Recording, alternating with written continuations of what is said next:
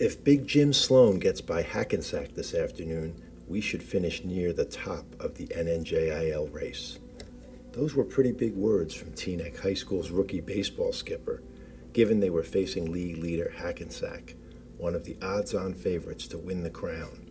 It was also just their first year in the league, and the talent on the upstart Highwaymen did not match up with the Comet 9. But how did these boys get here? Teaneck was a pleasant farming community in the latter half of the 19th century.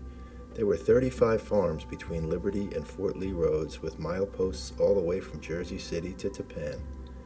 Teaneck Road was a sweet sight in the spring when cherry, peach, pear, and apple blossoms perfumed the air.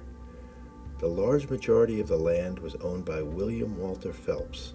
In 1865, Phelps arrived in Teaneck and enlarged an old farmhouse into a large Victorian mansion known as the Grange on the site of the present municipal government complex.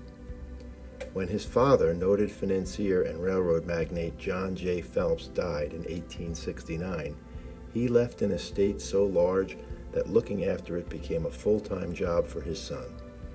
Phelps' land, known as Englewood Farm, eventually encompassed nearly 2,000 acres of landscaped property within the central part of Teaneck, on which some 600,000 trees were planted. Upon Phelps' death in 1894, William W. Bennett, overseer of the Phelps estate and the town's first mayor, chaired the original three-man township committee. The township of Teaneck was established February 19, 1895, and was comprised of parts of Englewood, Hackensack, Ridgefield Park, Bergen Fields, and Bogota. The town's population was only 811. During the early days of the 20th century, the town's affairs focused on construction of streets and street lamps, trolley lines, telephones, and speeding traffic. Social activities center on church events and harness racing at the popular racetrack on Cedar Lane near River Road. Several small inns offered fine dining and dancing to overnight guests. One such establishment, the Teaneck Inn, was a fashionable Victorian mansion that had once belonged to General and Mrs. Thomas B. Van Buren. Later it became a popular speakeasy known as the Bluebird Inn, and ultimately today's Volk Funeral Home replaced it. Residential development began in earnest after the opening of the Phelps estate in 1927. The completion of the George Washington Bridge in 1931 and its connection to Teaneck via State Highway Route 4 brought hundreds of curious and eager new homebuyers. The population increased 300% between 1920 and 1930, from 4,192 to over 16,500. Helping to spur that migration was the opening of Teaneck High School in 1928. Affectionately known as the Castle on the Hill, it resembles a Tudor palace, and a new wing was added in 1936 to accommodate the influx of newcomers. Such rapid growth was not without its pains. Financial turmoil and inefficiencies in the town finally resulted in the adoption of a new form of government. A full-time city manager, Paul A. Volcker Sr., was appointed to handle day-to-day business affairs. Volcker's 20-year term from 1930 to 1950 provided Teaneck with economic stability, zoning and long-term development plans, a paid fire department, and civil service for township employees. It also established a model for future administrations to follow. Teaneck was exhibited as a model American community in 1949 as an example of local government at its best.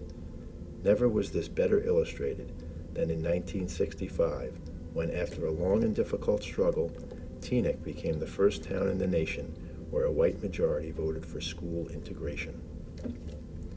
But perhaps Volcker's greatest legacy is as father of the township's most famous resident, his son Paul Jr., who would go on to become the chairman of the Federal Reserve.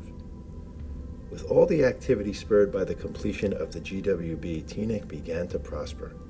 The Teaneck Cinema opened in 1937 at 503 Cedar Lane to show first-run films.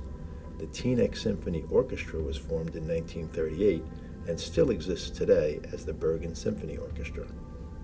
But Teaneck is perhaps best known for the Teaneck Armory, completed in 1936 at a cost of $1 million.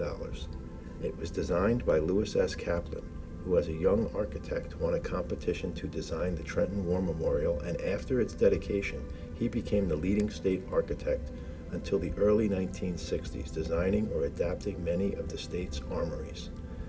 Among its many events, it briefly served as the home arena to the New Jersey Americans of the ABA, or the modern-day Brooklyn Nets. It was to this town that the Sloan family moved in 1935.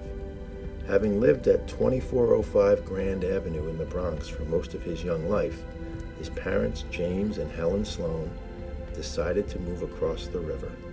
James, of Irish descent, had married Helen Volkert, a German immigrant, on the 4th of July in 1908.